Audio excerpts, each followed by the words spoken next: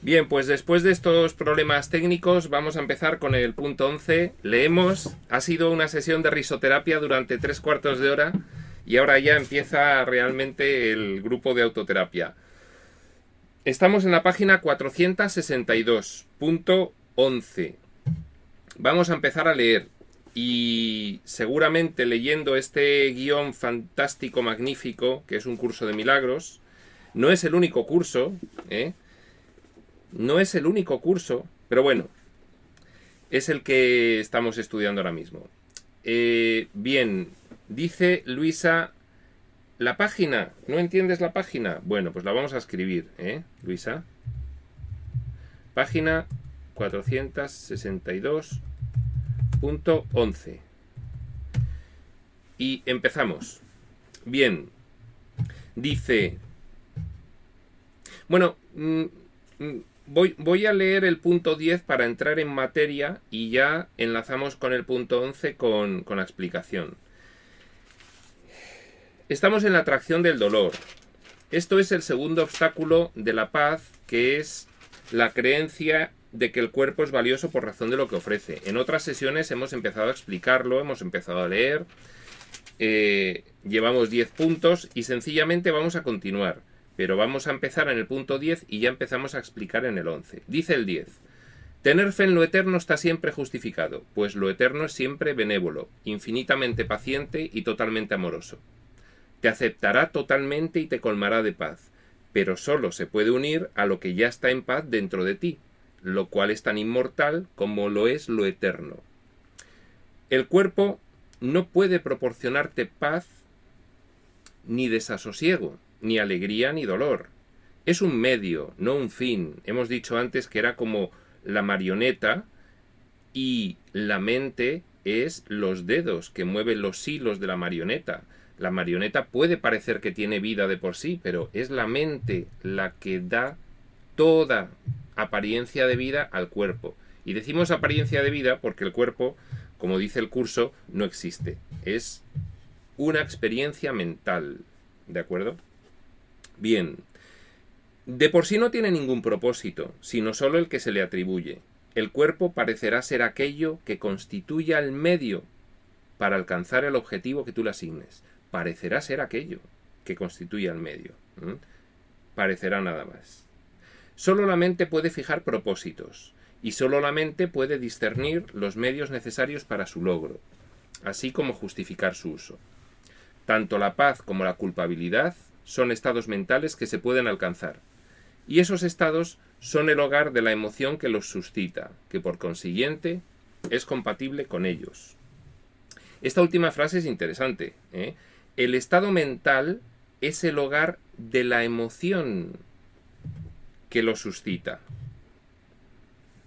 y es compatible con ese estado mental. Es decir, inevitablemente, por la ley de causa y efecto, un estado mental oscuro, identificado con la culpa, temeroso, tiene como consecuencia una emoción negativa. Entonces, aquí dice el curso, ese estado mental alberga esa emoción. La causa, el estado mental, es el hogar de la emoción que lo suscita. ¿De acuerdo? Bien, si el estado mental es corregido, es de mente recta, como hablábamos el otro día en la charla que dimos en conjunto Richard y yo, si el estado mental es de mente recta, entonces la emoción que produce es la paz. ¿De acuerdo?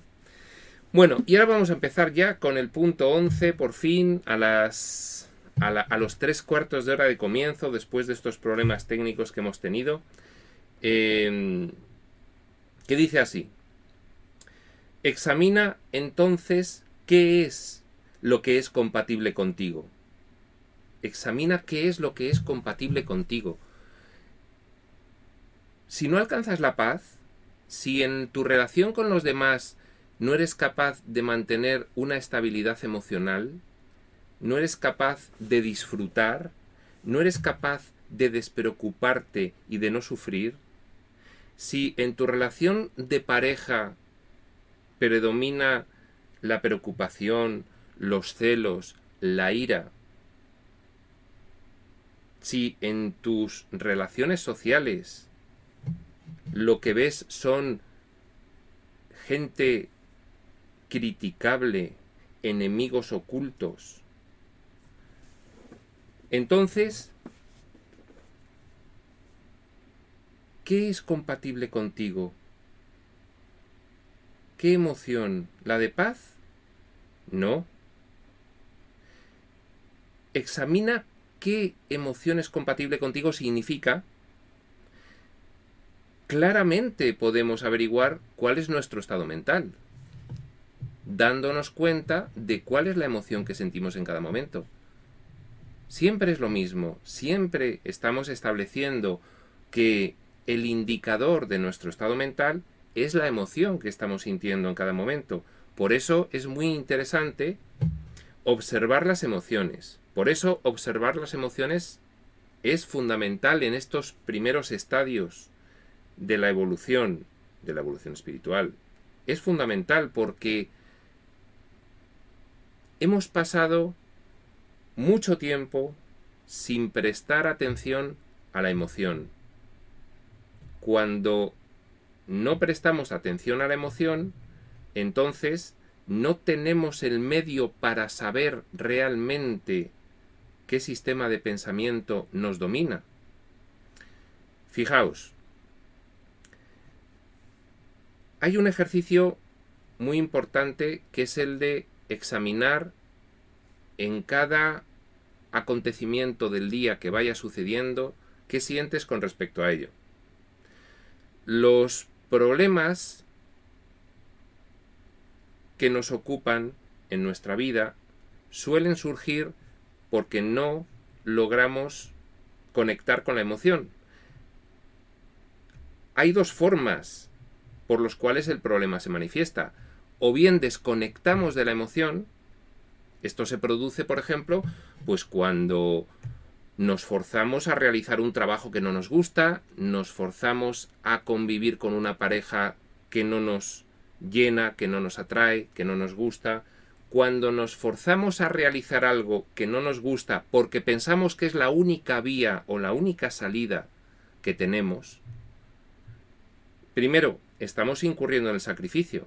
Segundo, para poder realizarlo, nos tenemos que desconectar de nuestra emoción, porque nuestra emoción nos está indicando, oye, eso que estás haciendo no te gusta, no te atrae, no te puede dar paz, no te motiva, no es por ahí. Lo que pasa que en vez de atender a esa emoción, que es un indicador, estamos atendiendo a la referencia externa. La referencia externa nos dice, te has casado con esta persona y tienes que estar toda la vida. Si dejas este trabajo te vas a morir de hambre y tienes que mantener a tus hijos. Si dejas de frecuentar a este círculo de personas, vas a ser reprobado o reprobada socialmente y entonces no vas a ser aceptada por la comunidad en la que vives. Esa es la referencia externa.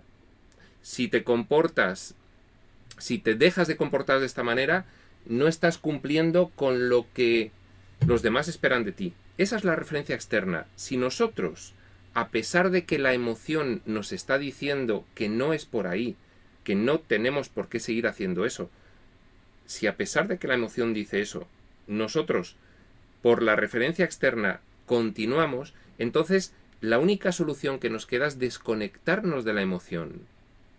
Entonces, uno, como dicen por aquí, parecemos robots, dice Mariel. Porque para poder sobrevivir y para poder seguir haciendo aquello que nos dicta la identificación con el ego te dirá, tienes que hacer caso a todo ese catálogo de valores externo para poder ser aceptado socialmente. Y entonces habrá muchas cosas que estemos haciendo que no nos estén produciendo emociones negativas, pero que querramos seguir haciendo, y para eso tenemos que desconectarnos de la emoción. Bueno, eso es una forma. Hay otra forma de no estar alineado con la emoción, que es estar excesivamente obsesionado con la emoción. Por ejemplo, cuando hay personas que no toleran el que la experiencia que están viviendo es una experiencia que precisamente está para sentir esas emociones. Esta experiencia que tenemos está para sentir esas emociones y para poder aprender de ellas. Entonces, una forma de desvincularse de la emoción es desconectarse de ella. Pero hay otra forma que es también patológica, que es también neurótica, que es identificarse excesivamente con esa emoción. Por ejemplo, a todos hay situaciones que nos dan miedo, pero hay formas en las cuales podemos convivir con la emoción del miedo sin obsesionarnos e identificarnos excesivamente con ella. Si nosotros nos identificamos excesivamente con la emoción de miedo, entonces ¿qué ocurre? Que nos bloqueamos. Se produce una situación en la cual ya no quieres hacer nada. O si te identificas demasiado con la emoción de tristeza, entonces ahí viene una depresión que también te bloquea. O si te identificas en exceso con la preocupación, pues te puede venir la ansiedad o la angustia. Y eso te impide darte cuenta del aprendizaje que tiene detrás, porque la emoción es algo que tenemos también que entender, que no somos nosotros esa emoción. Ni identificarse excesivamente con la emoción, porque entonces nos bloquea, ni desconectarnos de ella. Y entonces, por ejemplo, una forma de no identificarse excesivamente con la emoción es aceptar que esa emoción está ahí, pero desdoblar una conciencia testigo que la observa. Yo tengo miedo, yo tengo ira, yo tengo envidia, yo tengo tristeza, pero como hago el ejercicio de observarlo, porque eso no soy yo, y si bien estoy sintiéndola, puedo convivir con ella y puedo desenvolver mi vida. Y entonces lo que tengo que darme cuenta es de que esas emociones son el síntoma, son una señal de que hay un sistema de pensamiento equivocado, errado. No estoy percibiendo correctamente la situación. Para eso sirve la emoción. Si yo, en vez de utilizar la emoción como una señal que me avisa de que algo no está funcionando, si en vez de eso me identifico excesivamente con ella, me bloqueo. Y entonces no logro obtener ese aprendizaje y no logro acudir a los pensamientos que están causando esa emoción. Me quedo bloqueado. Si por el contrario me desconecto de la emoción porque quiero seguir realizando ese comportamiento que me crea tensión, la emoción me está diciendo, oye, hay algo que estás haciendo que no va contigo, te estás forzando a hacer algo que sin embargo no quieres hacer. Entonces la desconexión de esa emoción hace que no atendamos tampoco esa señal. Bien sea por una identificación excesiva con la emoción, compulsiva, obsesiva, bien sea por una desconexión de la emoción, en cualquier caso, el conflicto que la emoción está mostrando se agrava.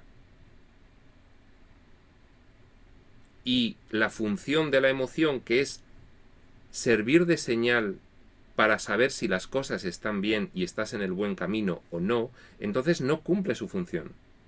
¿De acuerdo? Bien. Bueno, vamos a ver que había algunas preguntitas.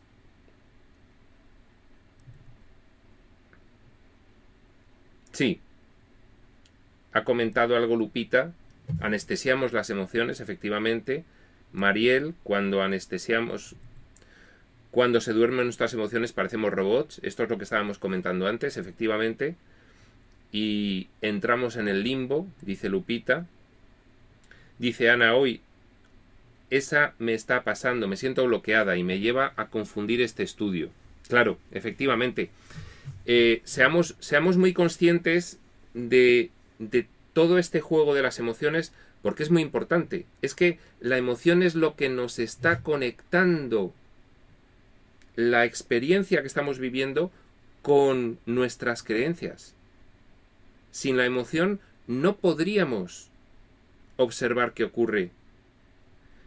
Sí, podríamos observar qué ocurre directamente con nuestro comportamiento y con nuestra experiencia. Ya sabéis, pensamiento produce emoción, emoción induce a comportamiento y del comportamiento resulta una experiencia. También viendo cómo es nuestra experiencia de vida, pues tenemos una vida llena de incidentes, llena de desgracias, llena de enfermedades, llena de separaciones, llena de infidelidades, llena de adicciones. Eso también nos dice con qué sistema de pensamiento estamos identificados. Pero fijaos, no tenemos que llegar a ese punto. Cuando la experiencia está demostrando una vida caótica, cuando no se ha atendido a la emoción, porque o bien se ha desconectado de ella y no se le ha hecho ningún caso, o bien uno se ha identificado excesivamente con ella y entonces está en el hospital tomando pastillas para la depresión o para la ansiedad. Fijaos, hagamos caso de las emociones. Las emociones son señales. No tenemos que esperar a que el conflicto que la emoción está señalando se somatice. No tenemos que esperar a que nos inflijamos el castigo de la enfermedad nosotros mismos, a base de seguir identificados con un sistema de pensamiento de profunda culpa.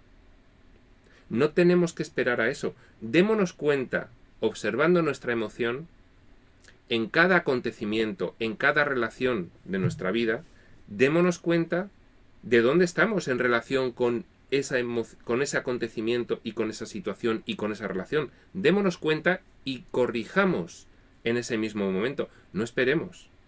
¿De acuerdo? Dice Adela, puedo tener un ataque de ira y no sentir culpa, y después seguir más relajada. ¿Está bien eso? Vamos a ver, Adela, por supuesto que está bien. A ver, esto es importante que lo expliquemos bien porque hay mucha confusión con todas estas cuestiones. A ver, el curso nos dice que la ira es negativa, correcto. Pero, fijaos bien, con un determinado estado mental, un estado mental de identificación con el espíritu, muy evolucionado, corregido, es posible que en la mayoría de los acontecimientos de tu vida no sientas ira, porque los percibas correctamente, porque los percibas con amor, los percibas comprendiendo qué es lo que está ocurriendo. Entiendas que esto es un sueño, que los que atacan piden ayuda y piden amor, y entonces contemplas el mundo con ternura, y lo que a otros les enfada, a ti no. Perfecto, eso es una situación de mentalidad corregida. Muy bien. Ahora, ¿qué ocurre cuando hemos sentido ira? Pues si hemos sentido ira, no pasa nada. No hemos llegado a ese punto, pero ya llegaremos. Si hemos sentido ira, cuando ya has sentido ira, ahora estamos en otra fase. Y esa fase es, por favor, no sentirse culpable de sentir la ira. no sentirse culpable, porque precisamente estas experiencias que hemos diseñado en otro nivel de nuestra mente están para obtener aprendizajes. Desde el punto de vista del espíritu, desde el punto de vista del ego, están para sufrir. Pero desde el punto de vista del espíritu tenemos que tener esos aprendizajes. Si tú no has aprendido a identificarte con un sistema de pensamiento que contemple el mundo de forma amorosa, tú vas a seguir teniendo ira. Pero es que precisamente teniendo la ira en los acontecimientos es como vas a poder ir corrigiendo, porque te vas a dar cuenta de lo mal que lo pasas tú, y entonces saldrá la motivación de hacer un propósito en la siguiente circunstancia, pues estar más alerta para percibirla correctamente y que no te entre ese ataque de ira. Tenemos alguna sesión grabada sobre las reglas para tomar decisiones que precisamente nos hablan de cómo afrontar estas situaciones en las cuales, por una pérdida de tu vigilancia mental, te ha sorprendido la emoción de la ira, pues en una conversación con tu mujer, o en una conversación con tu hermana, o con tu hijo, o vete tú a saber en qué acontecimiento, manejando el vehículo. Bien, una vez que ha entrado la ira, no pasa nada. Lo último es sentirse culpable. Sencillamente uno se da cuenta de que ha tenido poca vigilancia y anotará tener más vigilancia la siguiente vez. Porque cuando uno siente la ira se siente mal. Entonces dirá, bueno, pues no he estado atento y me ha vuelto a ocurrir. Vale, pues no pasa nada. Entonces, en ese sentido, lo que dice Adela, ¿puedo tener un ataque de ira y no sentir culpa y después seguir más relajada? Pues claro que está bien, perfectamente. De hecho, hay veces en las cuales se acumula una tensión, porque la tensión ya se ha producido, porque te has desconectado de la emoción y entonces no has estado suficientemente alerta y la tensión se ha acumulado y entonces de repente la estás liberando con ira. Bueno, bien, pues es que se nos pasó el tren. Se nos pasó el tren, porque una vez que bajamos la vigilancia sobre el pensamiento, ya irremediablemente llega la emoción. Entonces cuando llega, ya lo que hay que hacer es canalizarla de forma positiva. ¿Tienes esa ira? Obsérvala. Convive con ella. No te identifiques compulsivamente con ella porque vas a acabar en violencia física. No la desconozcas completamente, porque entonces lo que vas a acabar es con un ataque de nervios, o de ansiedad, o de estrés. Obsérvala. Bien, ya me ha entrado la ira. Vale, no pasa nada. La siguiente vez estaré más atento, para que esta misma circunstancia con la cual me entra la ira una y otra vez y me hace sufrir, la siguiente vez no me ocurra. Sacar el aprendizaje. Dice Adela, antes reprimía la emoción y terminaba tomando medicación. Efectivamente, la represión es la desconexión. Te desconectabas. No, yo no puedo sentir eso. No. Pero es que ya estaba el tren pasado. Ya había habido un pensamiento que te había hecho percibir incorrectamente una situación. Y como consecuencia de percibirla incorrectamente, ya te habías sentido perseguido. Y entonces la ira ya estaba. Entonces ya reprimir la ira es desconectarse de ella. Y entonces, ¿por qué viene el medicamento? Porque se somatiza, porque no se ha liberado, efectivamente.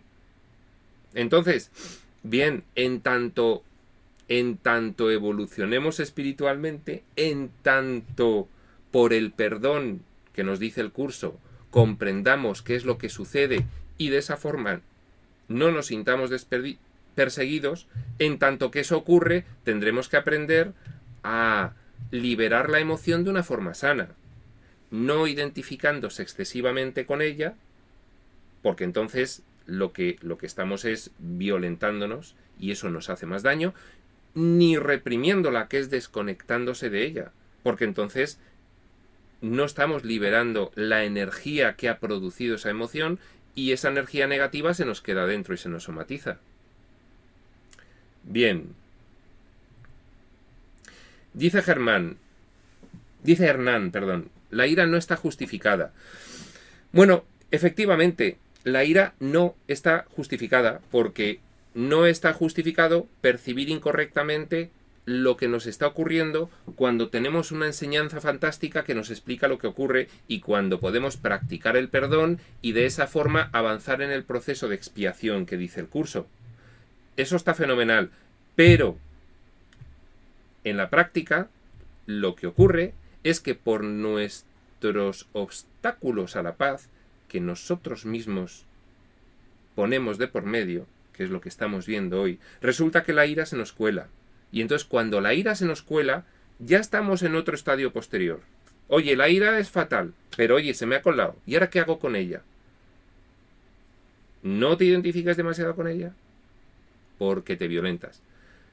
No te desconectes de ella porque ese conflicto, esa energía negativa, la estás dejando ahí. Canalízala. Hay un método que sería ponerse firmes, observar la ira y transmitir esa firmeza al acontecimiento. Por ejemplo, con una persona con la que estás discutiendo, ¿no? Ha llegado la ira, se pone la ira de manifiesto. No hables porque el ego siempre habla primero. Acuérdate, no hables, espera un poco. Porque si hablas, te vas a identificar con la ira enseguida. Y entonces surgirá la violencia. Tranquilo, obsérvala. ¿Y cómo la canalizas? Con firmeza.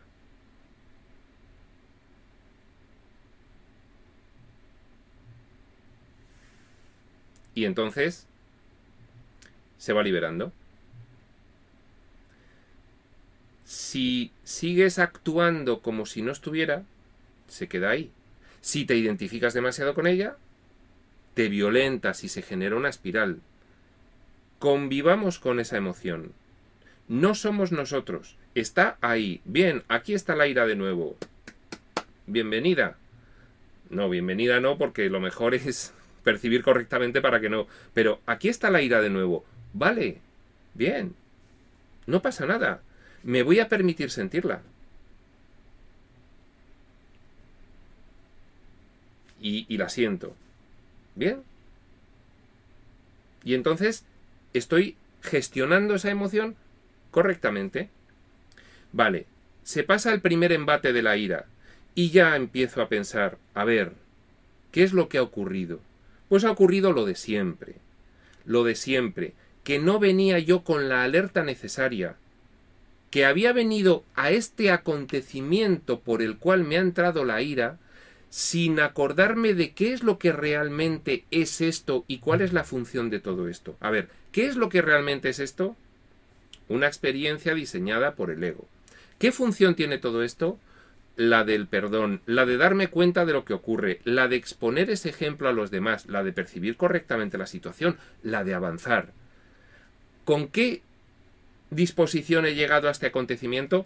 Con ninguna de esas, porque si hubiese llegado con esa disposición, no me hubiese accedido la ira como siempre me está accediendo en esas situaciones. Dice el curso, si yo contemplo una situación con amor perfecto, entonces eso elimina completamente el miedo. El amor perfecto impide el miedo. Y si se impide el miedo, entonces no va a entrar la ira. Porque la ira es una consecuencia del miedo. Se tiene miedo a algo que te va a hacer daño. Y entonces uno ve ese mal fuera y se enfada y se prepara para la defensa o el ataque. Eso es la ira. Si tú contemplas con amor esa situación, si vienes con la alerta previa, si desde por la mañana, como dicen las reglas para tomar decisiones, vienes mentalizado, concentrado, focalizado en cuál es la función, única función válida en esta experiencia, Entonces, no te va a ocurrir, pero bien, eso exige una práctica, eso no es inmediato, claro, se nos está olvidando a todos, continuamente, bien, cada vez menos, empecemos a practicar, es una decisión, hay un esfuerzo, claro que hay motivación para hacer eso, la paz, sentirse mucho mejor, cambiar tus emociones, cambiar tus comportamientos, cambiar tus experiencias, ser el catalizador que transforme cualquier situación en la que te veas envuelto. ¿Cuántos parabienes, cuántos regalos tiene el reino? Dice el curso. ¿Cuántos son los regalos del reino?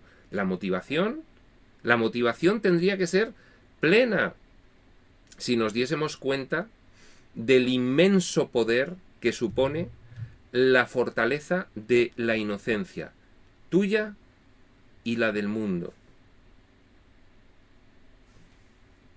Bueno, se disparan las preguntas, dejamos de leer. No pasa nada. No pasa nada. Dice Pepa, en mis emociones veo mi subconsciente. Mi mente no sanada. Verla es indispensable para sanar. Me hago responsable, la entrego y me abro a la sanación. Pues es ese proceso. Sí, señor Pepa. Ahí está. Mis emociones son un espejo de lo que está ocurriendo en mi mente, en una parte de ella, en un nivel al cual no estoy accediendo ahora mismo inmediatamente. Efectivamente, es el espejo. Mis experiencias, mis comportamientos y mis emociones son el espejo de mis creencias, de mis identificaciones limitantes. Si son emociones, comportamientos y experiencias negativas. Si son positivas, si es profundo amor, si lo que sientes es unidad, pues eso es que tienes la alerta suficiente para estar identificado con el espíritu, o bien tu práctica te ha llevado a automatizar esa identificación y entonces ya no hay que hacer ese esfuerzo inicial, poco, pero hay que hacerlo. Cuando ya se automatiza, cuando ya percibes de forma natural, habitual, diaria, las situaciones de otra forma, en las cuales ya no hay preocupación, ya no hay ira, ya no hay miedo, ya no hay culpa, ya no hay envidia, ya no hay... Entonces, ahí está el gran regalo de todo esto, ¿no? Ahí está.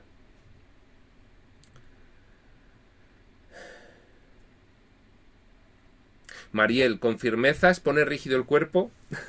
Sí, buena pregunta. Firmeza es...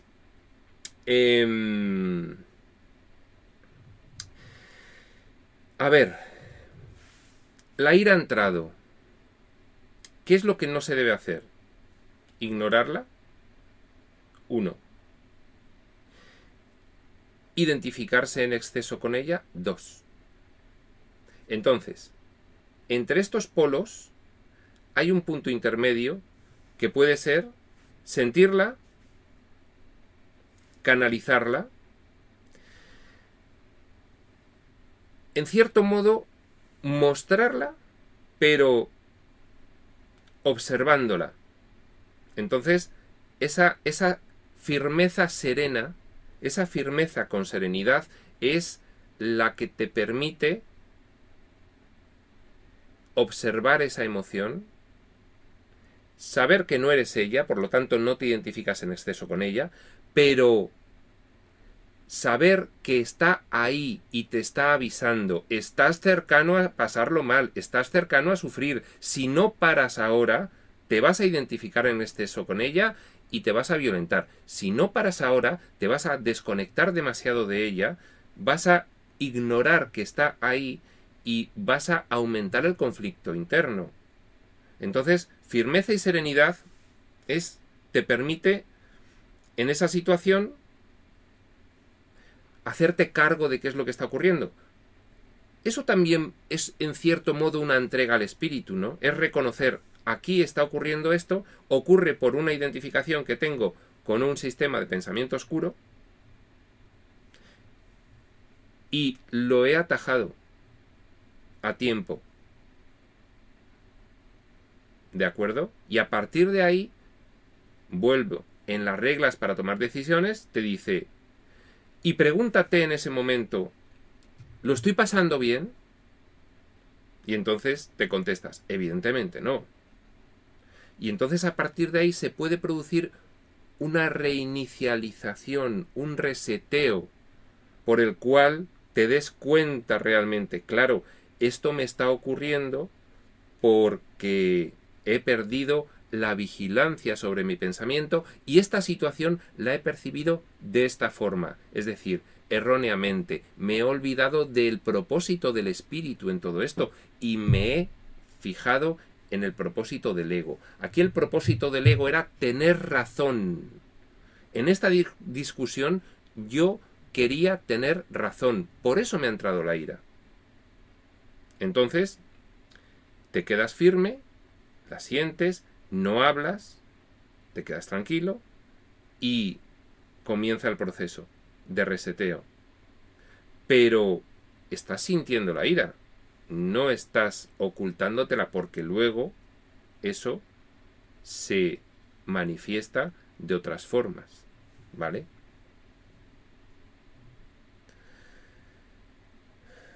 Bien, explica Hernán, no es poner rígido el cuerpo, etcétera, etcétera. Bien. Perfecto. Hola, Raiza. Bueno, pues dice Moni, respirarla, ¿sí? Marina, descargarla en un contexto adecuado. Por ejemplo, dar golpes en un colchón. Antes de dar golpes a alguien, desde luego eso es lo mejor. Eso sí. Bueno, la firmeza serena pues sería una forma previa del golpe al colchón, ¿no? Es una forma de gestionar esa emoción.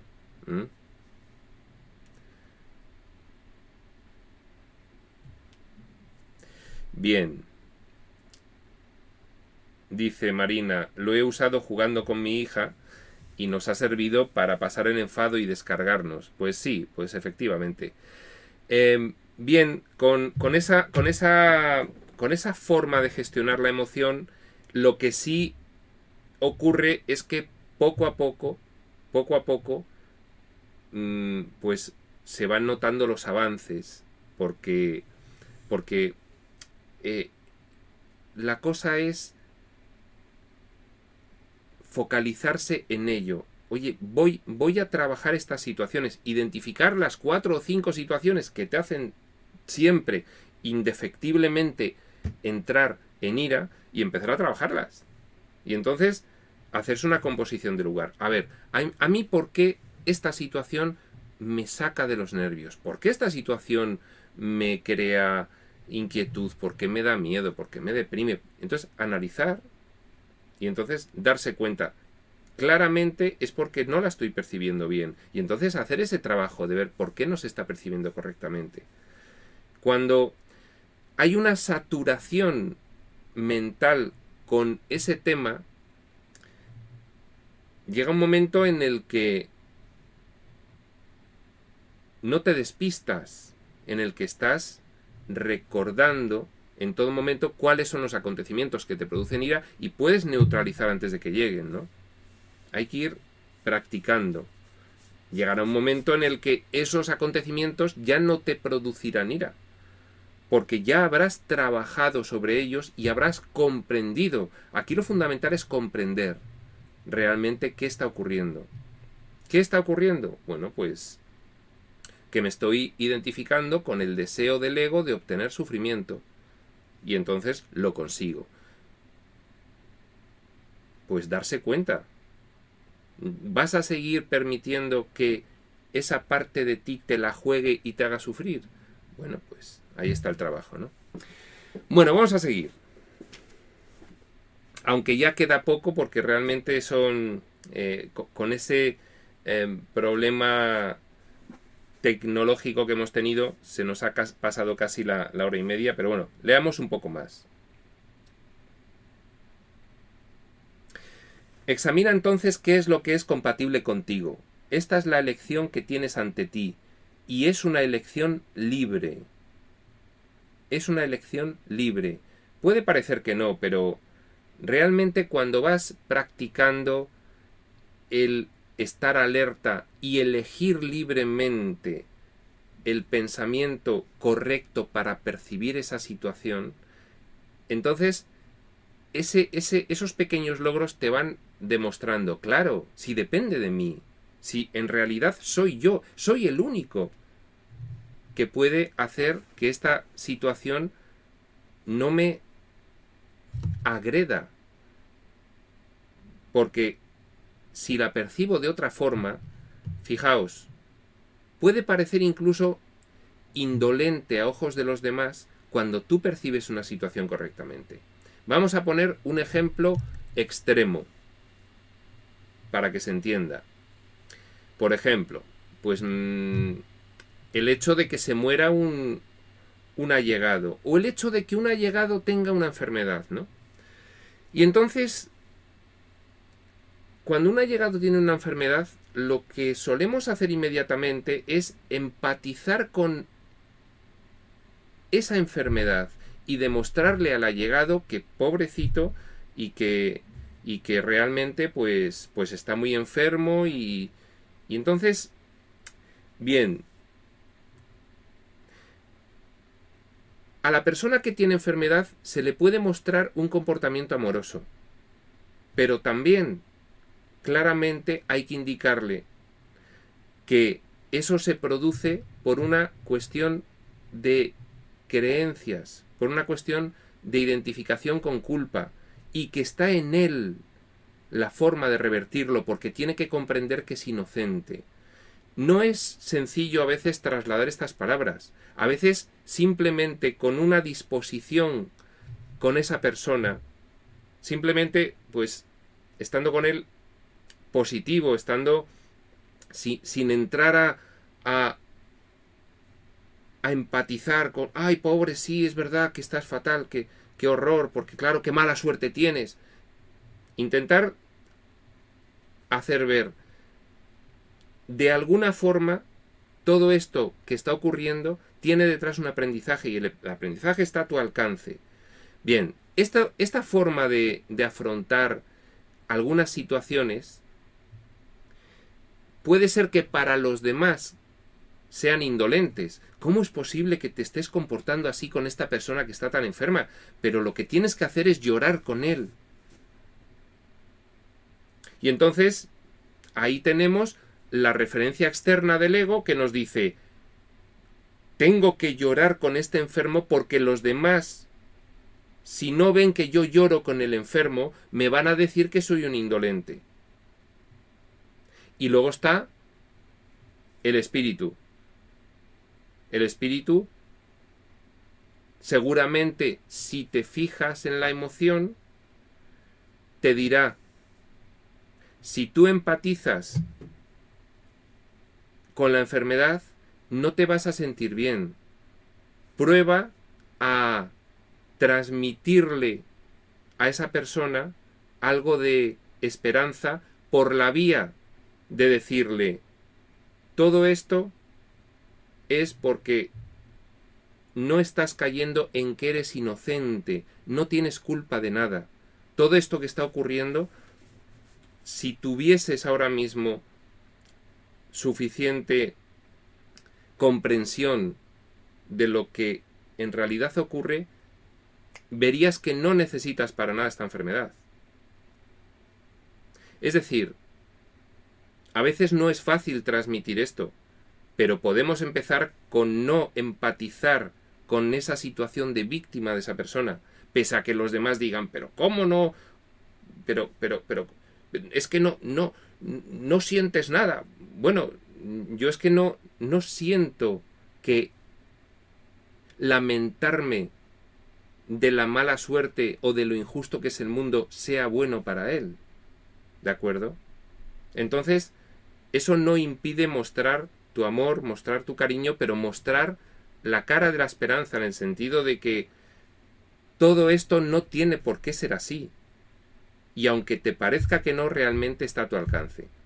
Bueno, también el curso en estos casos de enfermedad nos previene con que a veces la persona está tan identificada con la culpa que ha hecho de la enfermedad una forma de vida, y el privarle de la enfermedad haría incurrirle en un miedo tan atroz que podría llegar a desear la muerte. Eso el curso nos lo dice también en algunas partes, ¿no? Bien, nosotros mismos con respecto a ese asunto, ¿hacemos que nuestro ego se identifique con el ego de la persona enferma y empatizamos ahí? ¿O estamos alertas y nos centramos en el espíritu y le mostramos amor y cariño, pero nada de considerarle una víctima, nada de decir qué mala suerte, qué horror, qué desgracia, qué lamentable? Bueno, ahí está la cuestión.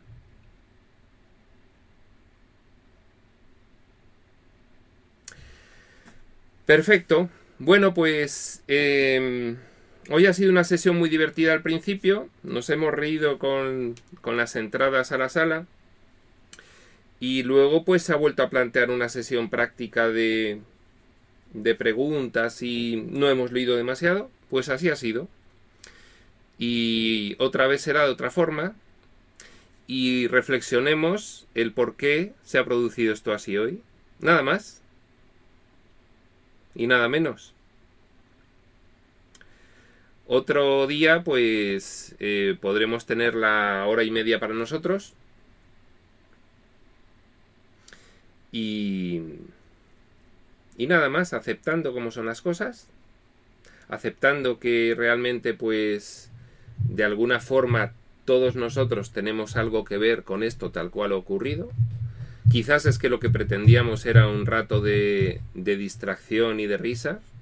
Si alguien se ha contrariado con lo que ha ocurrido, también tiene ahí algo que observar. ¿Por qué? Y si alguien piensa que las cosas no han salido como debían haber salido, pues que piense que eso es un pensamiento del ego.